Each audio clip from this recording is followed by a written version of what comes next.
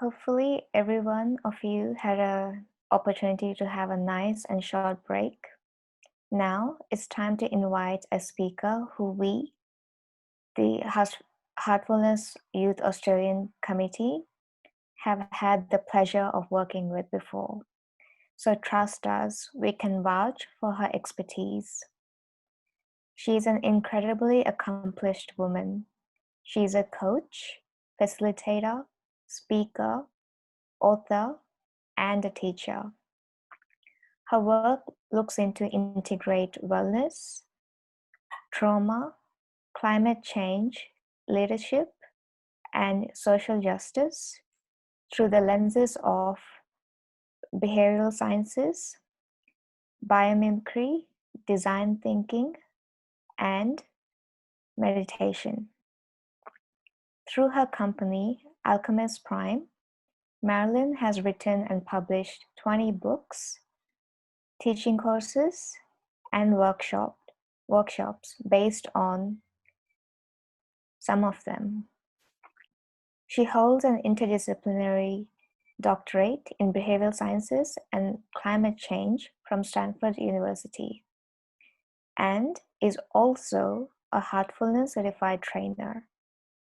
We are so honored to call her our friend and our esteemed colleague.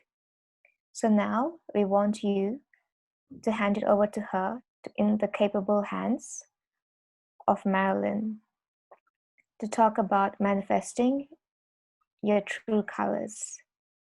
Please put any questions you have in the Q&A function and we'll get back to you as soon as possible. If you have any clarifications about the technical aspects to it, we will ask Divya to ask it out for you. So if you are ready, Marilyn, please take it over. Thank you so much, Samira, for the very kind introduction. I'm very excited to be here with you all to share a little piece of the journey of painting the inner canvas.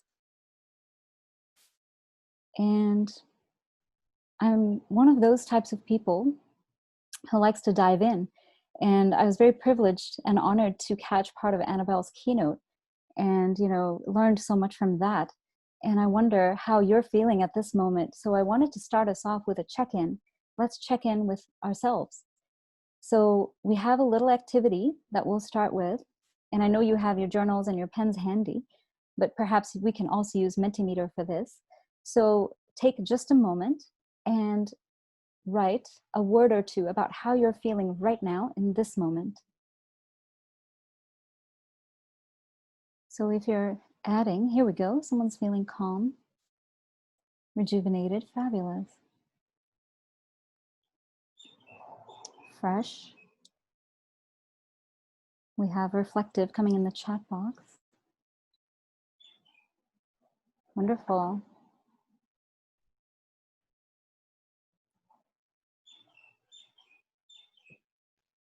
Grateful, wonderful. Inspired. Relaxed. Excellent.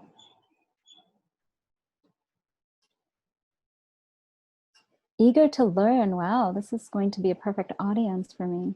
I'm excited. Centered. Wonderful.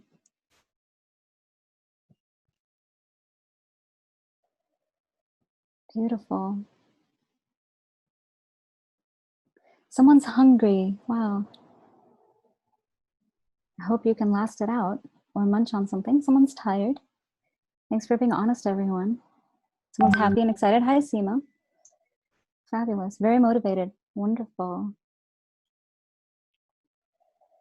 So we're just doing a quick check-in with ourselves. And it's really nice to have you share how you're feeling in this very moment. So if that's okay, we're going to transition into our second activity. And what I'd like you to do for this one is to put away, accountable, that's a good one, is to put away your pens and diaries just for a moment. And we'll pause the Mentimeter and we'll come back to it. Wonderful. So what we're going to do next is we're going to do an exercise together. We're going to do an experiment together. I'd like you to sit with a straight back. Close your eyes. Relax. Come into the moment. Slowly and gently, becoming aware of yourself, becoming aware of your body, sitting in the chair or wherever you are. Becoming aware of your breathing. Becoming conscious of your nostrils, where the air is entering you as you breathe in and as you breathe out. And if thoughts are coming up about Annabelle's session or the question you didn't get to ask or what is Marilyn going to talk about, you can allow the thoughts to come and you can allow them just as easily to go. Simply focusing your mind, your beautiful instrument of the mind, onto your nostrils for the moment, where we are connected with all of life, breathing in the oxygen, taking that into the lungs, breathing out the carbon dioxide. A very simple autonomous function that we are now paying attention to. And let's take a little inner journey together. Visualizing yourself standing on a flat rock, feeling secure and stable and grounded and centered on this rock. And as you stand there with your feet firmly planted, you tilt your chin up ever so slightly, and you look up, and you notice that you're standing under a waterfall. However, what's falling down on you is not cold water. What is cascading down onto you is a beautiful, invigorating, warm light. The light touches you on the top of your head, on your face, and it cascades down your body, tingling down your face into the neck, to the collarbones, to the shoulders, spilling into the arms, flooding your fingers. And you notice that this warm light, that is the waterfall that is falling on you, filled with warm light, is rejuvenating. It's expanding. It flows down into the heart and the lungs and the chest area, moving down into the gut, spilling down your spine, invigorating, energizing you, straightening your spine, straightening your back, cooling into your hips and flowing down the thighs, swirling into the knees, all the way down the calves into your ankles and your toes. This warm and vibrant light is bringing you the qualities of the child: openness, curiosity, spaciousness, playfulness. As you said before, the eagerness to learn, to grow, to expand. And so this gift that you give yourself under the waterfall is a gift of receiving. Receive the warm light. Take it into every single of your 53 trillion cells now, activating with this beautiful warm light. Receive it. It is yours. Accept it. Allow your simple, pure nature, your childlike qualities to emerge. Be ready to explore without judgment, to learn, to investigate, to be curious.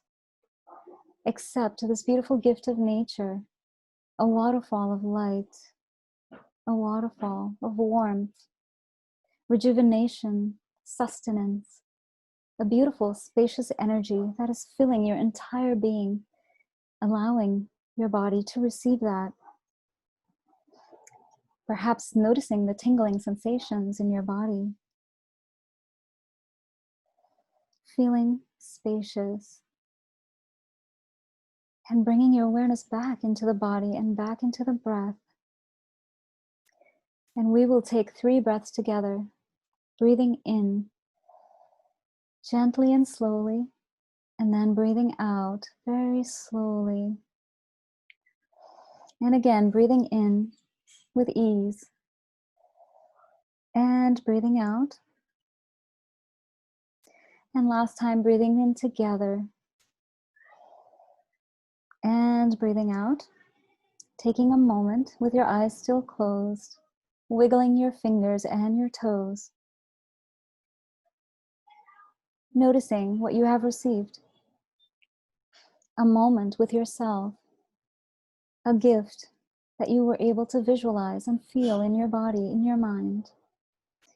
A clarity and a spaciousness, a desire to begin again, freshly in this moment. Allowing yourself permission to play and to be free, to start anew. And when you're ready, you can open your eyes. And I will ask you the same question. How do you feel right now after this exercise? For you, perhaps you feel different, perhaps you feel the same, but we will do this one more time so we can visualize with each other how we're feeling. So feel free to enter your words.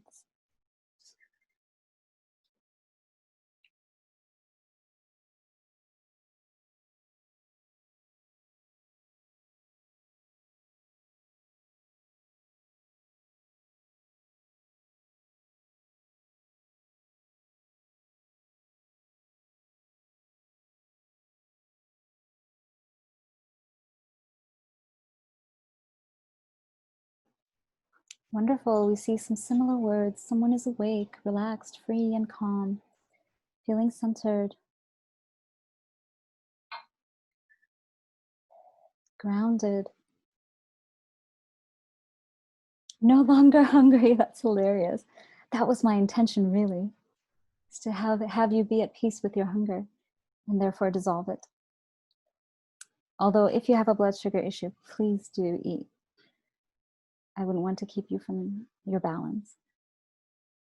Settled, peaceful, energized, wonderful.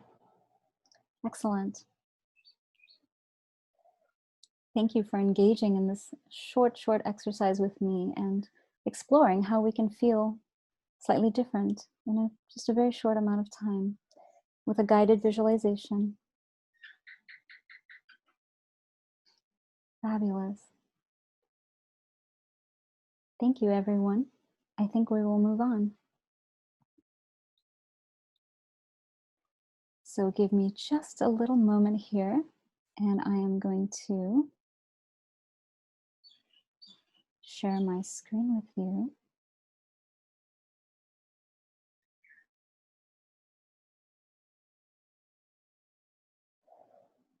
So welcome to my talk, which is entitled Manifesting Your True Colors. And I will aim to manipulate my cursor here. So we've just had mindful moments together. Thank you for that.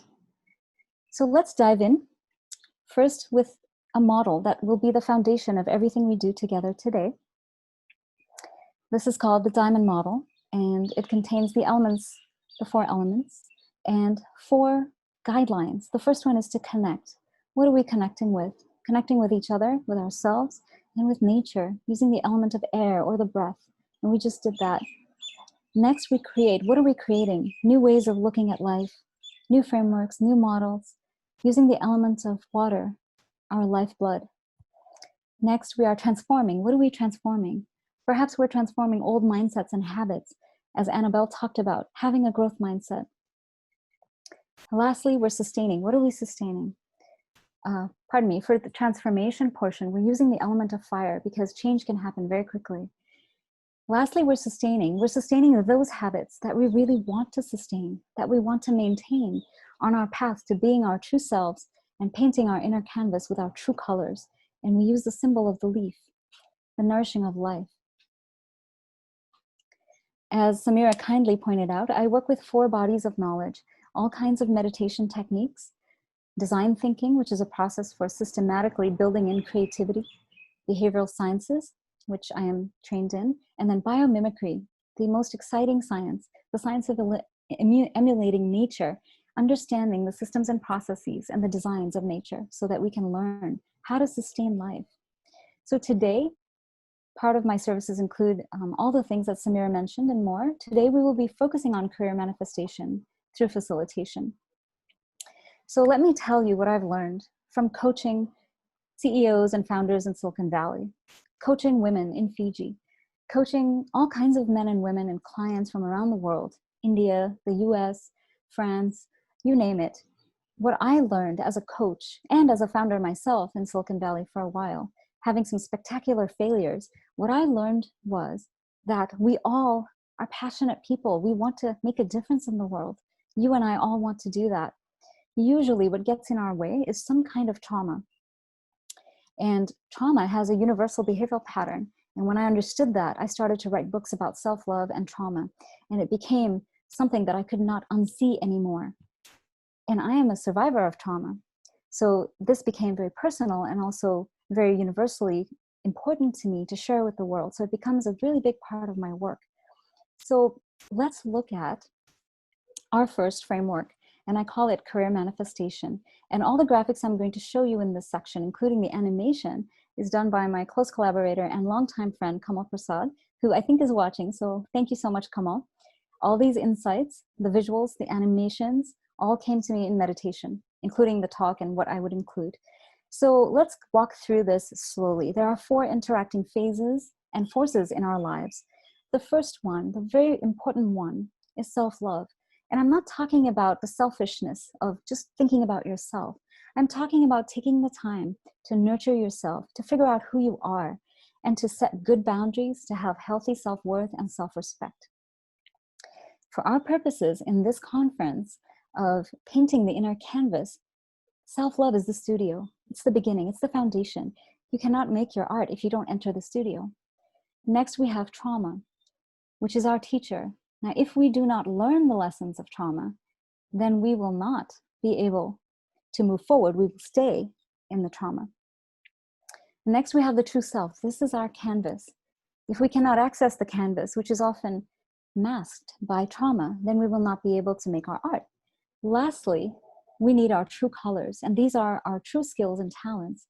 And when we do career manifestation, which is a program that I teach, what I'm talking about there is that we take our true self, bolstered by our self-love, removing the trauma, but keeping the lessons, and we expand our skills and talents, and we merge with our services to the world, and our self becomes part of the higher self. It becomes part of nature. It becomes a divine self. And so this is what we will focus on with this framework. So now I'm going to show you what this framework looks like when it's animated.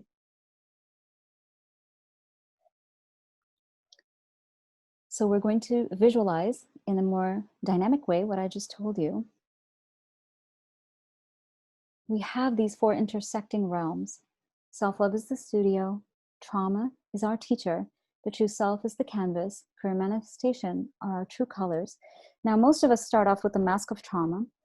As we expand our self-love and build our studio, we can start to crumble the trauma and hold on to the lessons, discern our true self, taking the beautiful rainbow colors of our skills and talents and transforming them into our calling, into our career. And those fans of our services can really just move out into the world. We can make a difference at our highest potential. And I just wanted to give you a few examples. If this is feeling airy-fairy to you, one of the ways that we can ground ourselves in this framework is to think about our own lives. Did someone teach you how to do self-love, how to really take care of yourself, how to stand up when someone puts you down? And you might say, well, I don't have any trauma, but did you get bullied? Did you get called names? I was called ugly when I was in high school by someone who really hated me during biology lab experiments. And I took that in and I believed it for many years.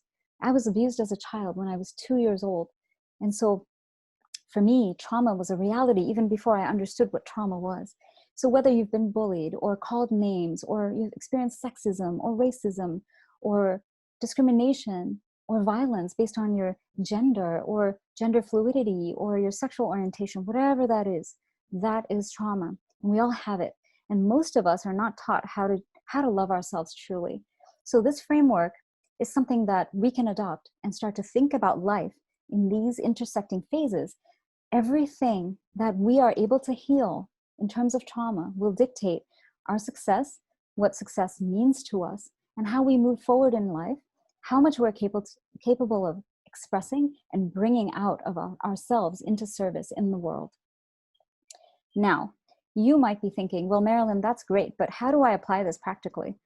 Okay, so keeping this in mind, let's look at an exercise that we are going to do together. I call it alignment. What does alignment mean to you? Take a moment and write a few notes in your journal. When you think about alignment, what does it mean? And we can come back and discuss this during the question and answer. But for now, I want you to focus on this concept of alignment. What does it mean to you? What does it mean to us? What does it mean when we're painting our inner canvas? All right. So I'll give you just a few seconds just to note down anything that comes into your mind when you think about alignment.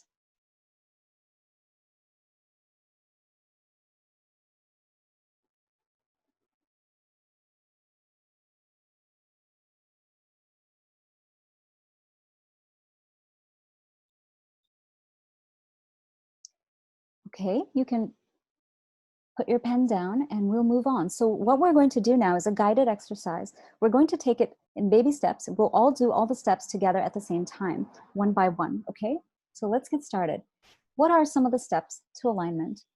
First activity, pick a fresh page of your journal. Write down the top 5 ways that you spend your time. It could be currently, it could be since COVID-19 and you've been spending more time at home, but the top 5 tasks that you spend most of your time doing in any given day, any given week. So go ahead, take a minute and jot those down.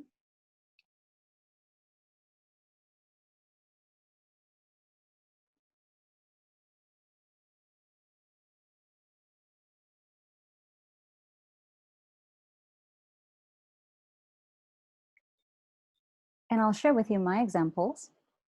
I spend a lot of time meditating, writing, a lot of consulting work lately, a lot of coaching work, and a lot of cooking. I'm a relentless cook. Ask anyone. I can't stop.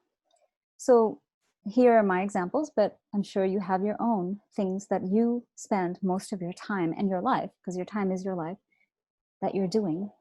So we're going to move on. Now we're going to look at your top 10 skills and talents. So flip your page to a new page and write down your top 10 skills and talents. I'll give you 2 sets of examples here. My example is a lot of work-related things and some fun-related things like making art, cooking.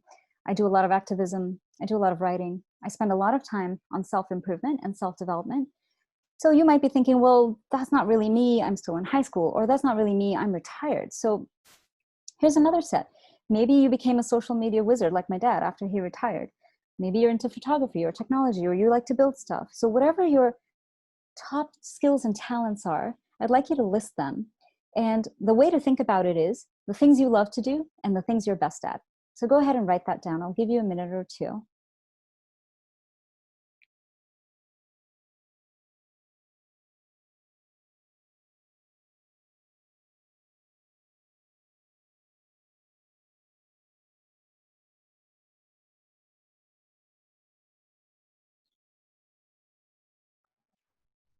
Hi, Marilyn. I'm just going to jump in here for 1 second, ask you to slow Sure. down a bit, because I think some people Sure. want you to just slow down a bit. So Absolutely.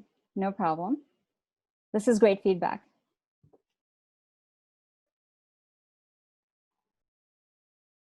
So we'll slow down. And if you haven't got your top 5 ways you spend your time, so please amend that, make sure you have that. And then on a separate page, the top 10 skills and talents that you have.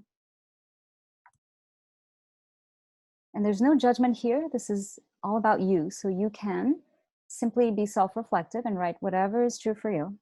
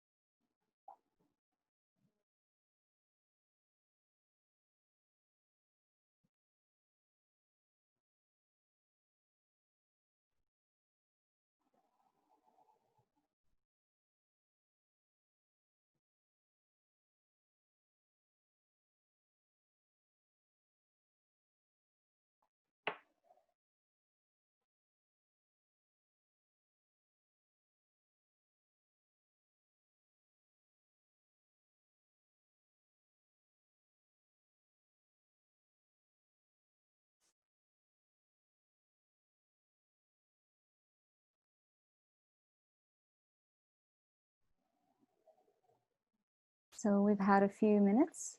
If you have your top 5 ways that you spend your time and your top 10 skills and talents, then we're good to go. Is there a way to see how many people are ready, or if someone needs more time, Divya? I think we're good to go. I think we're good to go. Okay, awesome. Okay, so it's going to be more interesting as we move forward. So I will make sure to pause and give you time to decipher as we move forward.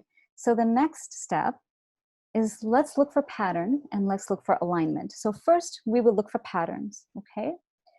I'd like you to take up another fresh page of your journal and draw this grid. It's a simple grid, 2 by 2.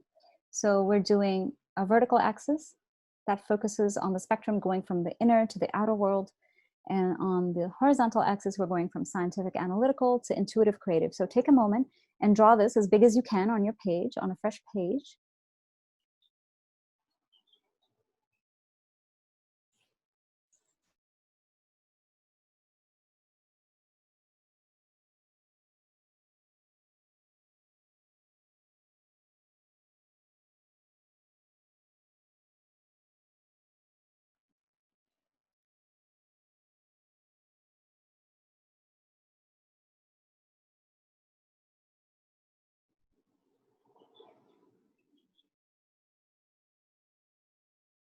Remember, we talked about spaciousness, so making this nice and spacious on your page.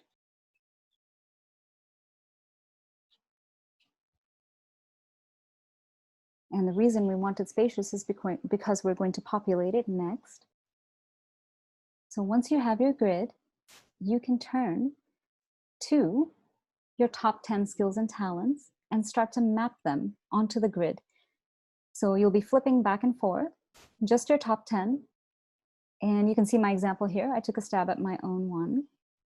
And the way you want to do this is you want to ask yourself for each of those skills or talents, is it more creative? Is it more scientific? Is it more about me or is it more about others?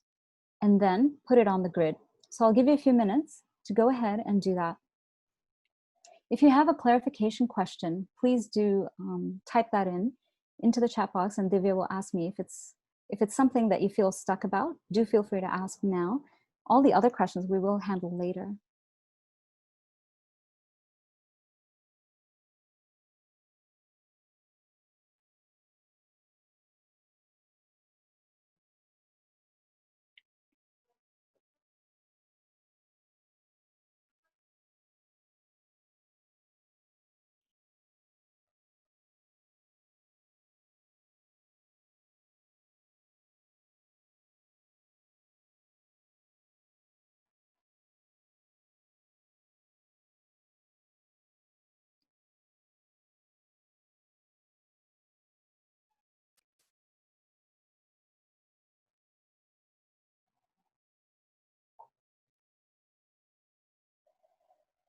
As you're doing this, if you notice any judgments coming up in your mind, remember that we're just in an exploration phase.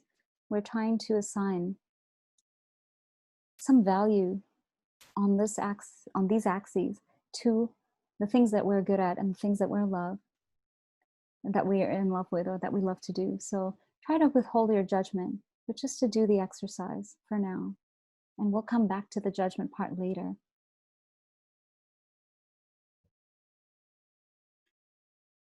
Hi, Marilyn. There is Yes. another question for you.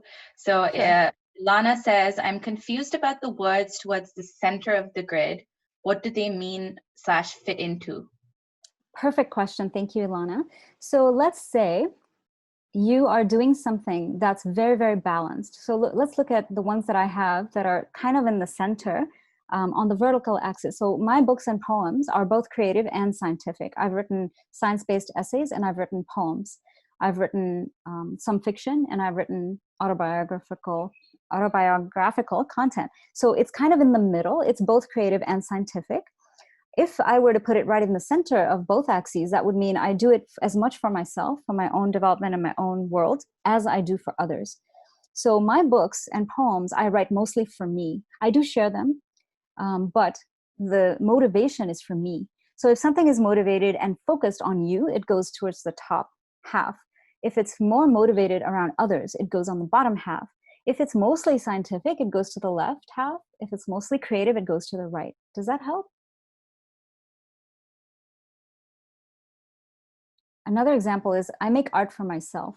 I do give it away, but I mostly make it for me. I don't make it while thinking about other people as much as I make it thinking about nothing at all, actually. And I make my recipes because I love to make recipes, and then eventually I share them. But mostly the motivation is because I need to do creative things, because that really drives me. It keeps me balanced, because all of my work on the bottom left there is very scientific and analytical. Does that help? So as you're evaluating where to put things, think about what motivates you to do it. Is it for you? Is it for someone else? If it's both, then it would be somewhere in the middle, vertically. If it's very scientific, it will be on the left. If it's very creative, it'll be on the right. If it's both, it'll be somewhere in the middle, horizontally. Does that make sense?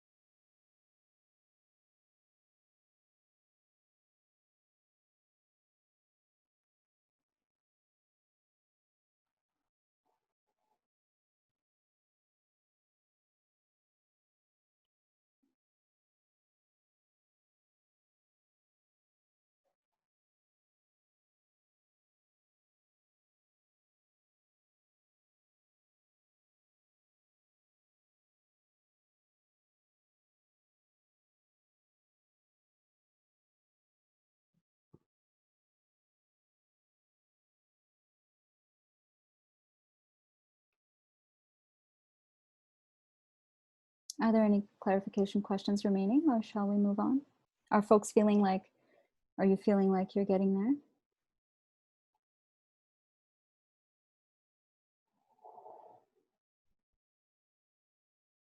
Divya, will you let me know? Hi, Marilyn. So the consensus is that you are being thanked and they're saying got it. So you can carry on. Awesome. I love to hear that. Thank you all. You're an amazing audience. So let's move forward to the next step. Now we're going to do something called pattern finding, which we just talked about actually. So we're doing a self-reflection and self-learning exercise. Are we more scientific or intuitive, or are we balanced? Is our focus mostly on the inner self or on the outer world? And I'm one of those people that's an introvert, believe it or not, but I spend a lot of time focused on other people because my calling in life is to help people. So let's look, and I'll show you how to look, and then you can go look. Let's look at clusters and gaps. So here's my cluster that I was just talking to Ilana about. I do a lot of coaching, facilitation, and speaking, as I'm doing right now. Part of that, a big part, about 3/4 of that, is scientifically driven. Some part of that is also creative. So I do professional work that is mostly scientific and partially creative, and there's a clean cluster there. There's another cluster on the top right that I was talking about where it's mostly creative and it's mostly for me. Now there's a gap here in the creative and outer or others quadrant on the bottom right. So what does that mean? It means I'm not really out there in the world with my creative stuff. I've thought about doing a cooking show and teaching a lot of cooking classes and things like that, but I haven't really done it. I usually do a lot of my creative activities either with myself or with a few trusted people. So is this good or bad? The answer is there's no good or bad. There just is what it is. So we're just exploring ourselves without judgment here. So I know that I'm not putting my creative self out there as much as I like to use my creative energy inward to drive a lot of my other work, which is more on the analytical side. I know that a lot of my work on the research and project management and activism is science-based. My coaching, facilitation, and speaking is more balanced. So this is a self-learning tool. And I know that a lot of my self-development and my meditation work is more on the scientific side, and it's all about improving myself so I can be of better service. So I'd like you to take a few minutes and look for clusters and gaps, and just in general, look for patterns. What are you learning about yourself using the alignment grid? And make some notes in your journal. Is anything surprising to you? Are there a lot of gaps? Are there a lot of clusters? What do you find?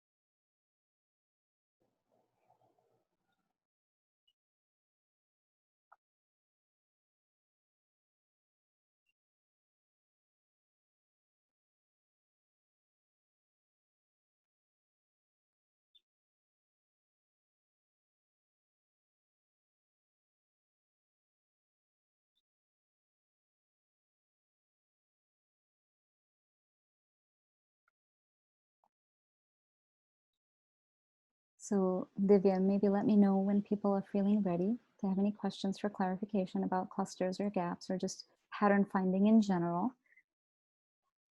And hopefully we're all starting to learn a little bit about ourselves from a slightly different perspective. So far, so good, Marilyn. And just reminding you that we have about 5 to 10 minutes left. Perfect. Okay, let's move on. So now we're going to look for alignment or mismatch between how we spend our time versus our skills and talents. So go back to the very first page I had you write where you had your top 5 ways that you spend your time. And we're going to superimpose that now on the alignment grid. So I've done it, you can watch, I've done it in a different color, right? So I've got the blue color going on, and you can see that I'm pretty much in alignment. Now, several years ago, when I started working on myself in earnest, I was not in alignment. But over the years of working on myself, I'm fairly aligned. So I'd like you to take a minute, grab your top 5 ways that you spend your time and write them into the grid, perhaps in a larger font or a different color, or put it in a box so that you can distinguish between these as your actions and how you spend your time versus your top 10 skills and talents. So just take a minute to do that.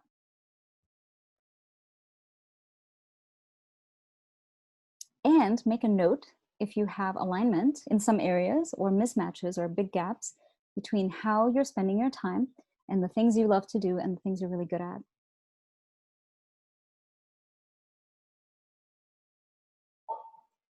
Again, without judgment, we're just investigating together our own actions versus our own talents and skills.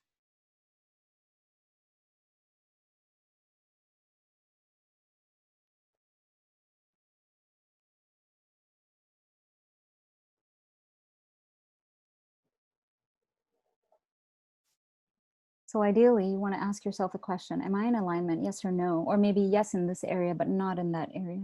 And just make a quick note about that, about where you are right now as we do this exercise together.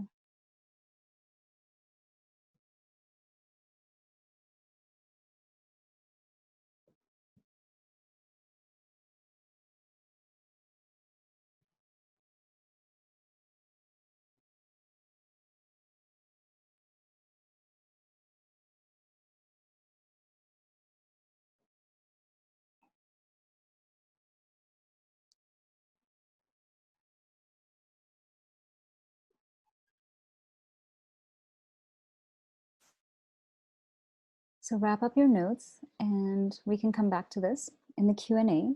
we're going to move on.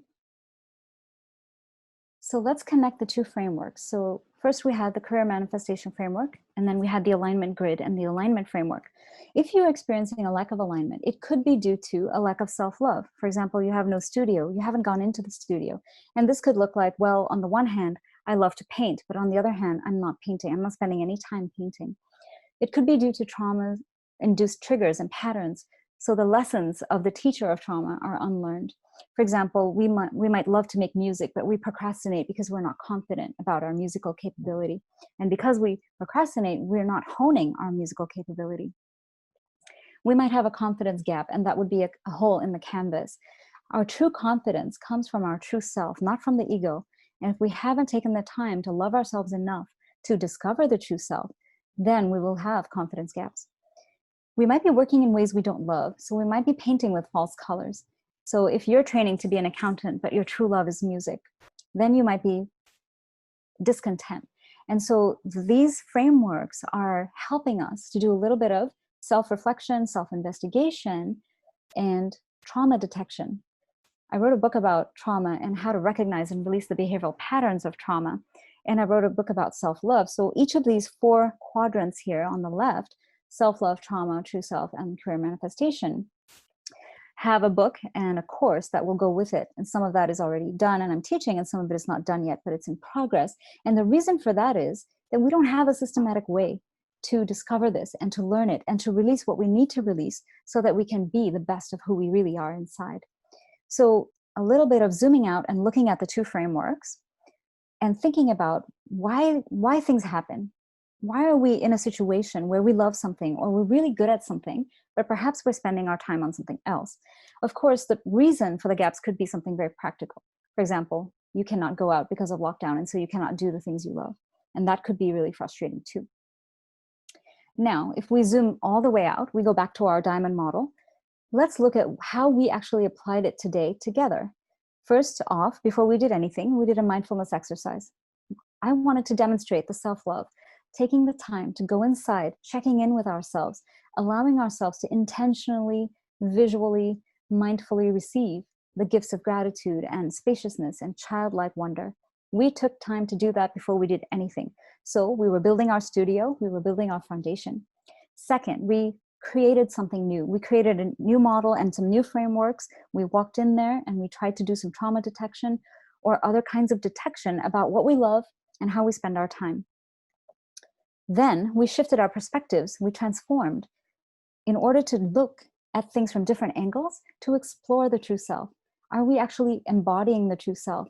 Do we have the robust, clear, and clean canvas on which to paint? And lastly, if you revisit this exercise over and over, you might notice your alignment levels shifting over time. Perhaps you'll have more mismatches if you fall off the wagon of loving yourself. Sometimes you'll have more alignment as you work hard to be who you really are and to bring your true skills and talents into the world. So we just applied this framework, and all the work I do comes from this framework, the diamond model. So let's shift slowly into our wrap up. I am a lover of quotes, if you know me, so this one really stood out to me. It takes the same amount of energy to carry your trauma as it does your destiny. But you can't carry both. You have to choose. You will have to choose. And so my life's work, which I'm still working on, I'm just getting started, is about recognizing the trauma, having the self-love and the courage to face it, to heal it, and then manifesting our destiny.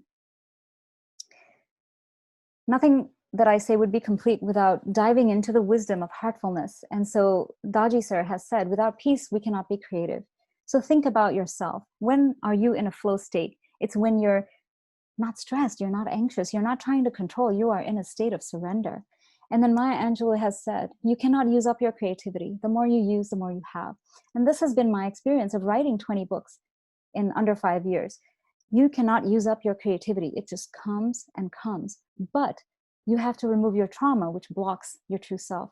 We are creators and we are here to create. So I would wager that there is some continuum between our stuckness and our creativity, and trauma is in the mix. And I play a comedic character who's a trauma surgeon, and she uses her stethoscope as a bullshit detection device. You can see her here. Her name is Dr. Ann with one N because she gives answers. She says the difference between your highest potential and your current ability is a function of self-love, trauma, and integrity. And so food for thought. And we've just experienced just a tiny little piece of what career manifestation is and how we might discover our studio, enter the studio, learn the lessons we need to learn, paint on our clean and clear true canvas with our true colors. So I must thank a few people, Divya, Kamal, the Heartfulness team, the Youth Australia team, my parents, for all their support. Stay in touch with me. You can always email me. I'm also on social media with my company name, Alchemist Prime. And most excitingly, let's get into questions, shall we? So I will stop sharing my screen. And here I am at your service. Ask away. Hi, Marilyn. Thank you so much. That was great. I have to preface this Q&A session with people who are the most interested in getting to know you when we put all the promotional material up. So that was a great, very informative session. So the first question that we have is, can you get into clusters and gap a little bit more? I think there's some clarity needed on that. Sure.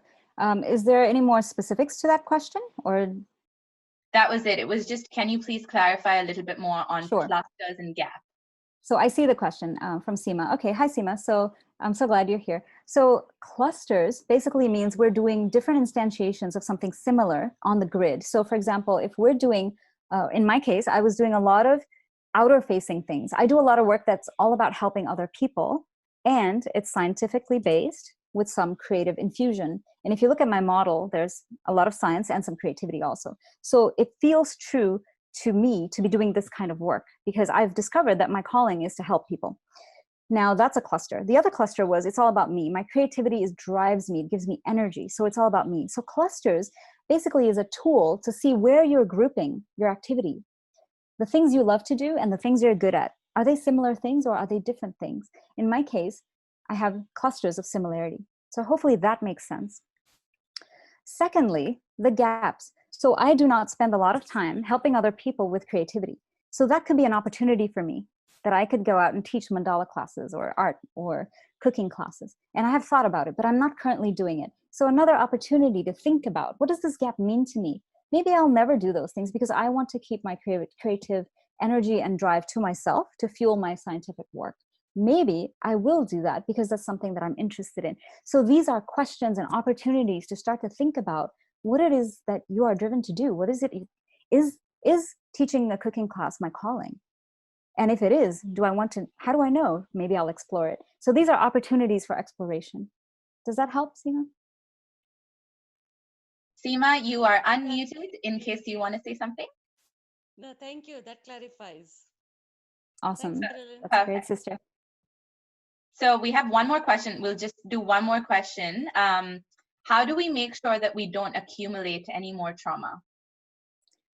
Thank you, Ramesh Bhai, for that question. It's an amazing question. So the very first answer I could give you is the one you already know. You can use heartfulness techniques to not accumulate more trauma and more samskaras or impressions. And so we do that with the heartfulness cleaning technique. The way to not accumulate any more trauma using my methods is to start to recognize trauma, to recognize the behavioral patterns that are in you that come from trauma, and then to be mindful about when that happens. So let's look at an example. Let's say we can work backwards. So let's say you work with someone who's really controlling. They want to control you. They want to control the situation. They want to control the credit. They want to control everything. And you find this really upsetting, and this really gets under your skin. If we work backwards from the controlling behavior into the trauma, chances are that this person was controlled and suppressed early on in life.